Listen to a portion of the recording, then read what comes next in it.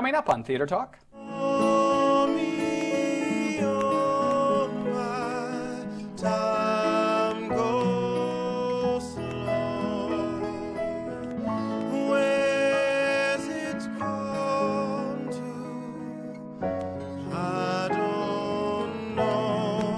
Theater Talk is made possible in part by the CUNY TV Foundation.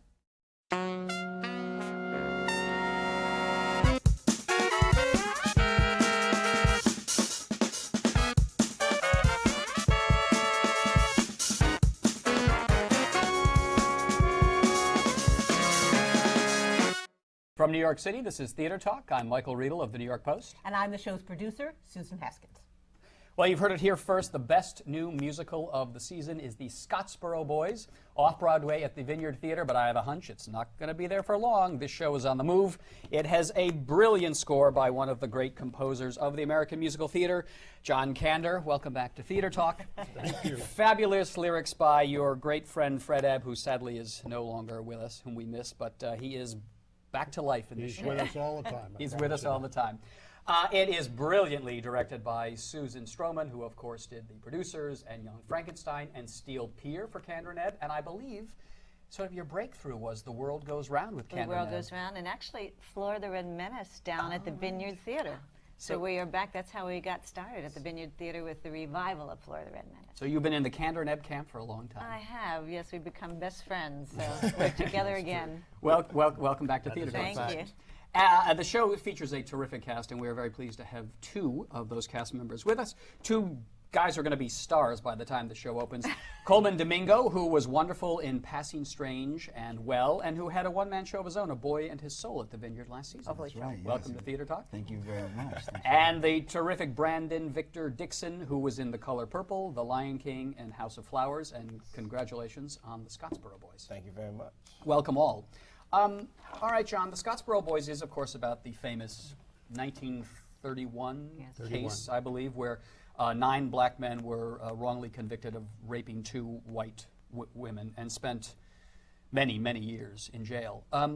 What got you and Fred thinking about turning this civil rights event into a musical?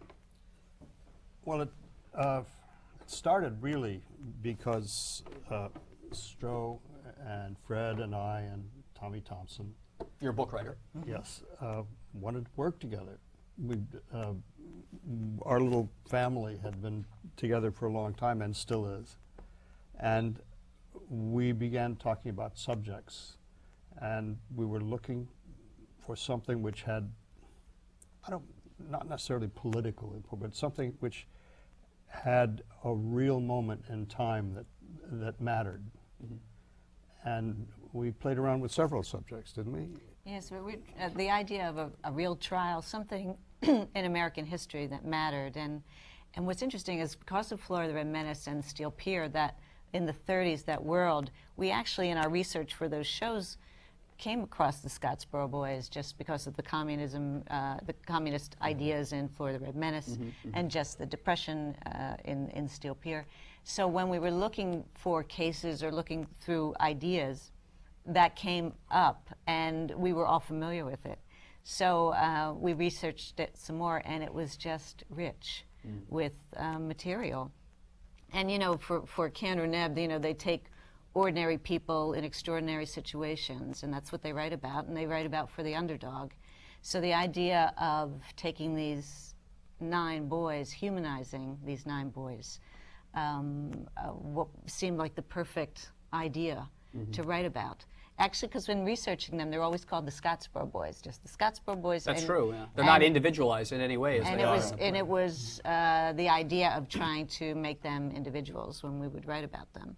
So once we started on that idea, it just went. It just went. It seemed like perfect for Kander Ebb, actually. Brandon, the character you're playing is named Haywood Patterson. And he is kind of the, I guess, sort of the lead, right, in the lead Scottsboro boy here. I mean, yeah, he kind of, within the group of boys, I think he's the one that's always the most outspoken, and so he tends to pull a lot of pull the boys along. So, and he kind of maintains the, for me with the show, and especially when I read it, he maintains the I guess the personal integrity of the boys, and he maintains that the truth of how they feel about the circumstances they've been put in and the situations they have to deal with. Now, obviously, I mean, that was how I originally thought of it when I read the book initially, but the other boys have been expanded. They have become much more individuals in this show as well since the first Your first character couple was the drafts. one who wrote, he learned to write in prison, and then Yes. he wrote letters which were well known. He escaped. He escaped twice. He fought the case. He remained in jail one way or the other for He was most the of longest rest in of his jail. He life. died in- Yeah. He died in jail Yeah. for 22 years. Because they offered him, say you're guilty and you'll get paroled, and he wouldn't admit the guilt. Right.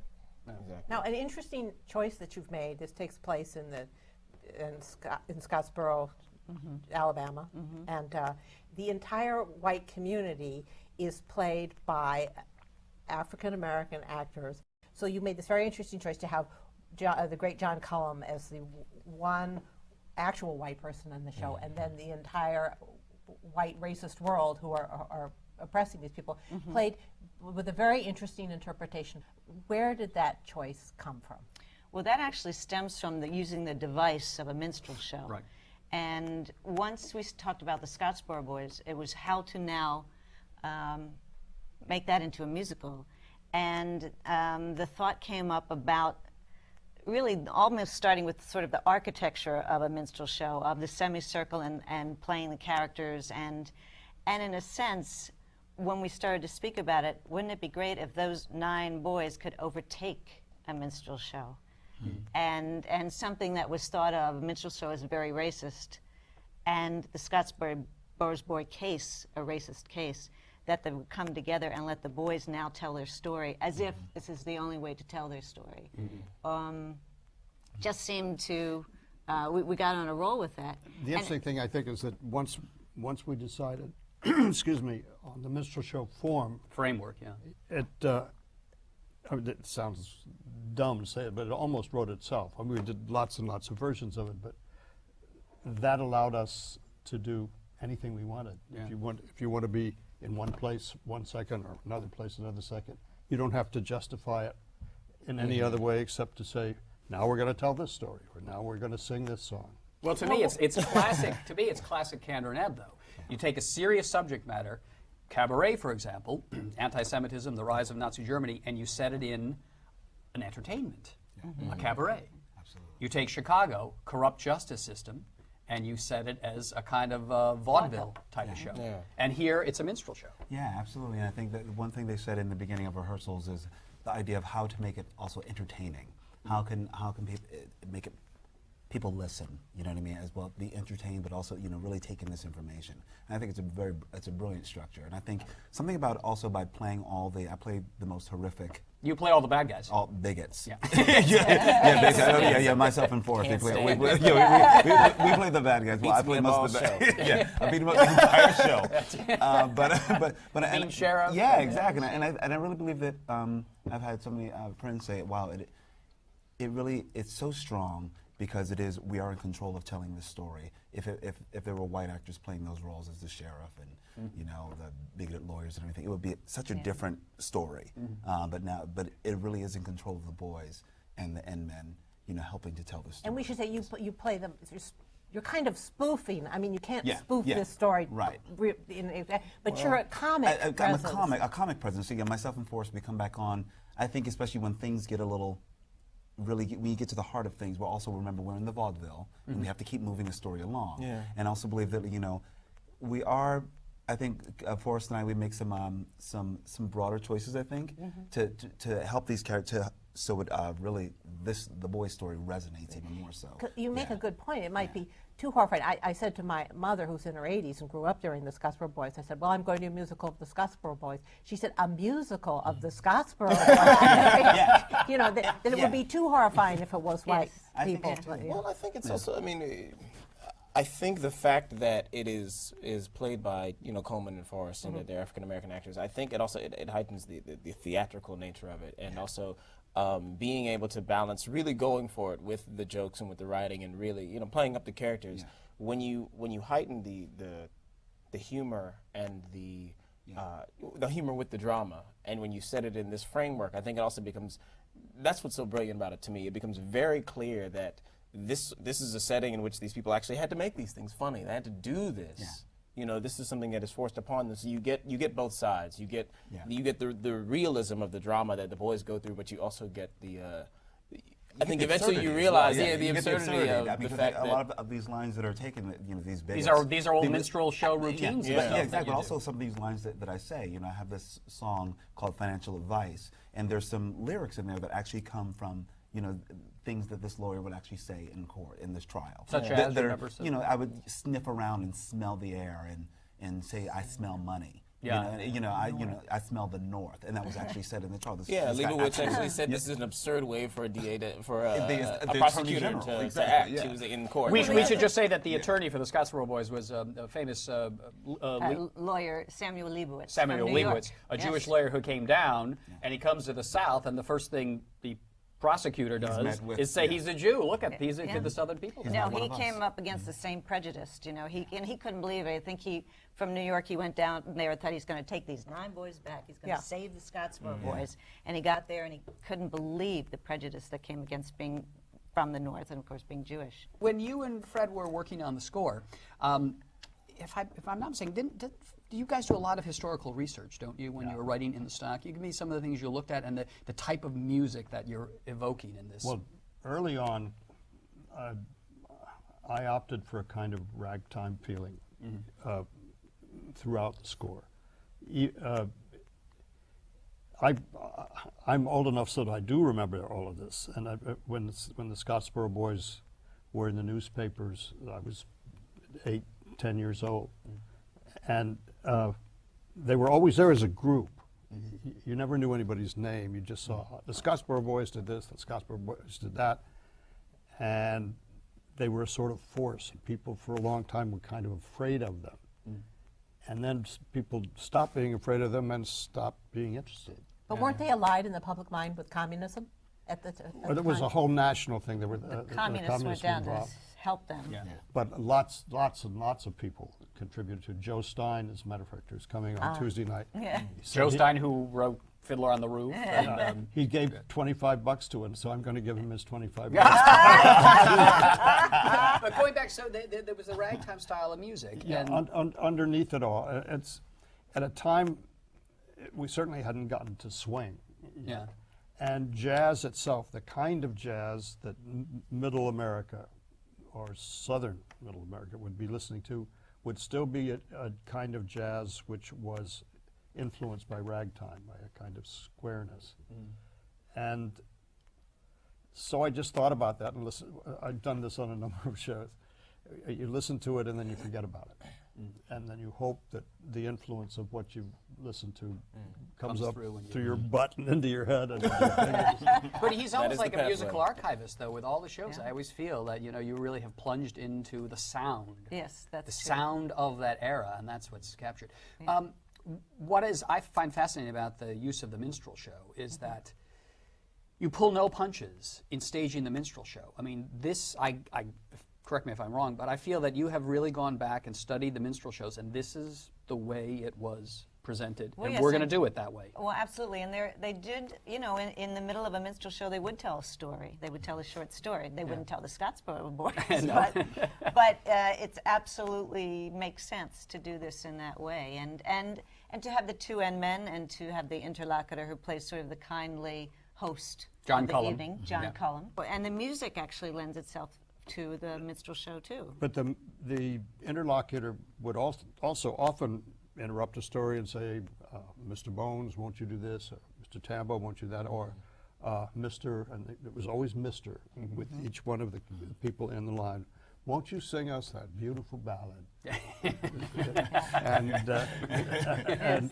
and they would, or then, gentlemen, won't you favor us with a song about the Old South? And so they would all do it. He would tell them in this very semi-genteel way what to do. Yeah. Semi-patriarchal. Yes, no, it's all there. I mean, the whole kind of history of the South and the society of the South is embedded in the minstrel show format. Yeah. What was your reaction, guys, when you were presented with a show that was going to be a minstrel show? I mean, did you have any like, what are we doing here? It's funny. I was after I auditioned for I guess the first workshop, which was 2 years ago. I was at home, and my brother happened to be home that weekend. He's a lawyer. And I was sitting there, and because my manager had called me, she said, "Okay, just read it now, because Susan really needs to know." And I opened the document, and the title page, it says, the Scottsboro Boys, a minstrel show. And I said, "Really?" And my brother's like, "What's wrong?" I was like, "It's a minstrel show." And he said, "Well," I was like, "I'm gonna read it. It's a workshop. Let's see what's going on." And I read it, and I was really, as I was reading, I was like, okay, I see it's not just arbitrarily a minstrel show. It's being used as a device, but when you see why it's there, that's what matters. Not what it is, but why it is. What was your reaction, Colman? I was approached by Doug Abel. He just called me up, and he, from the head of the Vineyard. Head of the Vineyard Theater, called me up, and he said, "Hey, they're looking for an actor to to do this workshop," and basically, they had the music, and it was at a time when I was saying, this is after Passing Strangers. Like, well, I want to get back into doing plays. I don't really do musicals. I kept saying that, and then I ended up doing the Wiz. Anyway, somehow I ended up in musicals. But so I listened to the music, and more than anything, I thought about the team involved. I thought about Doug Abel. I thought about Kander Ebb. I thought about Susan Stroman. I thought all these minds in one room. And then I heard you were involved as well. I'm like, I would like to be in this room. And I listened to the music. I didn't even read the script. So you didn't see Scottsboro Boys, a minstrel show? No, I didn't know anything about it being a musical. I just listened to the music, and that's what guided me. And I said, yeah, I'd like to do this. I think if they want me, I want them as well. I just felt like, the team seemed right, Susan,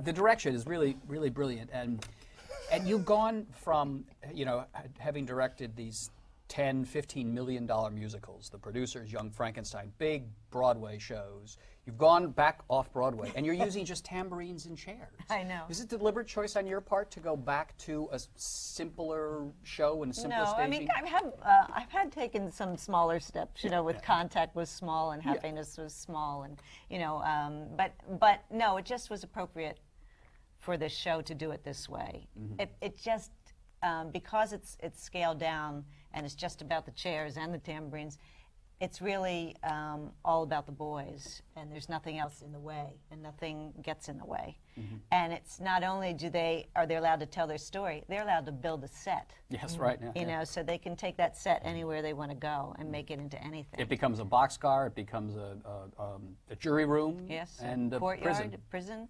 And it allows them to be in charge of the whole show, and that was what we wanted. That's why the device works so well. And the idea too of all of the fellas getting to play all the parts. They play the women, they play the sheriff, they play the preacher, and little white boys. They play. It's sort of an acting tour de force for them. Yeah. I want to ask you, John. Fred's been dead how many years now? He died. 2004. He died. 2004. It doesn't seem possible. 6 years. Have you found someone else to write with? Is it possible for you to write with another lyricist? Well, in this show, the new songs that are in it, I wrote myself. Yes, I know you write. But Yeah, you write. Yeah. You channeled Fred. I would look up, where are you, son of a bitch? and then it would come. and then down it would go. You want it, you got it. Now that you're writing lyrics, do you have a sort of a deeper appreciation for the torture that Fred would go through to write lyrics? Well, is it a hard thing to do? The fact is that I missed something else, which is our being together and writing, because the fact is, when Freddie and I wrote together, 90% of what we wrote in the same room at the same time, and Fred would improvise and I would improvise, and it was and he would duck into my territory and I into his, and so I'm used to that kind of collaboration. And the reason I swear at him is that when I'm working is because he's not there. Yeah.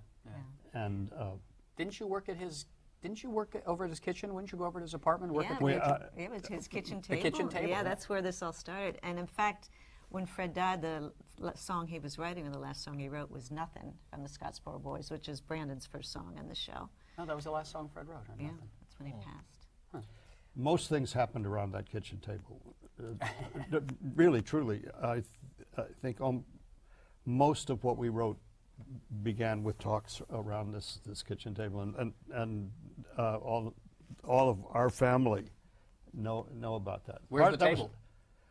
Now it moved to my house. You've got Fred Ebb's kitchen table. In theory, but now we all moved to my kitchen. Part of the reason that we all worked around that kitchen table was because Fred didn't want to go out. Yeah, that's true. Yeah, that's true. That's true.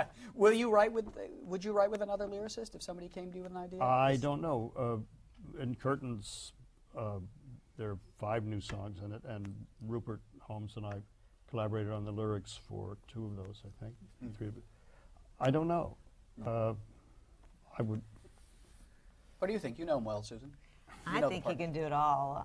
Absolutely. You know, I think the lyrics that he has written for the Scottsboro Boys are amazing. I think he can do it all. You hear that? How many actors did you see to Oh, cast? jeez, I don't know. Yeah. I don't know. Quite a Come on, few. make us feel special. How many did you see? Millions. No, I probably about The 200. fact of, I tell the truth, this story is about the truth. That's Tell the Tell truth. the Tell the truth. truth. The first day of auditions for the very first workshop, you came in, and in our minds, we hired you that night. Yeah.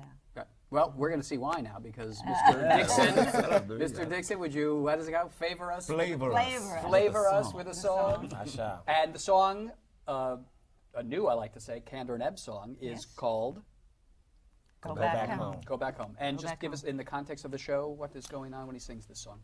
At this point, the boys are in the holding cell or in the jail, and I mean, I guess the real danger that they're all in is really hitting home at this point. And one of the boys is reading a letter to his mother, and then the song begins.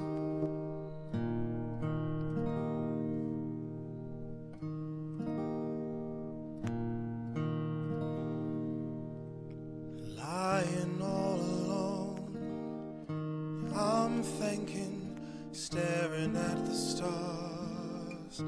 I wonder, since I've been away, I'm lonely when I'm gonna go back home.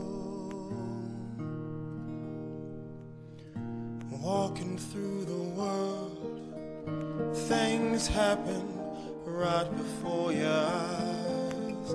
Things happen, soon enough you're lost, and thinking when I'm gonna go back home. Oh me, oh my, time goes slow. Where's it gone to? I don't know, but maybe times will turn. I pray so, maybe someday I'll get lucky. Someone's gonna say, all right, son, take the train and go back home. Hop a freight and go back home. Sometimes I feel like I'm still on a moving freight train. Nothing's standing still, everything just rumbling. Looking up at the face of that lazy moon, and wondering what's ahead for me. Oh me, oh my, time goes slow. Where's it gone to? I don't know, but maybe times will turn. I pray so, maybe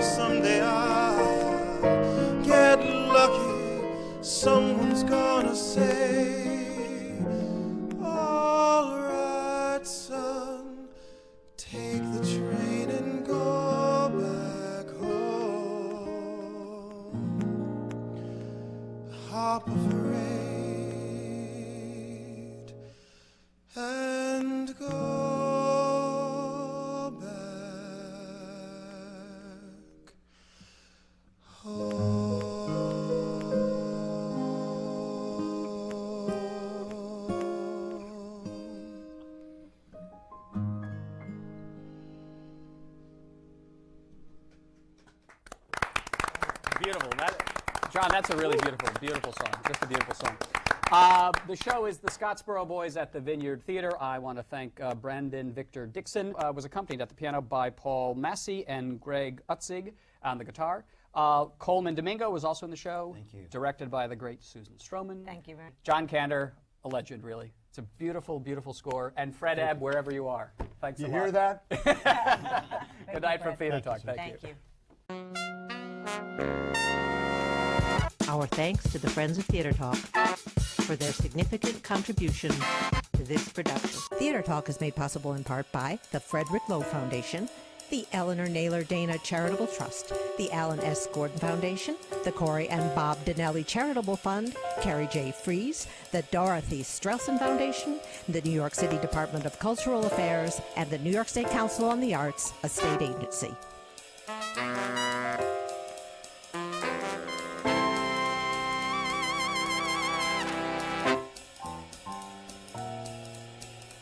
We welcome your questions or comments for Theater Talk. Thank you and good night.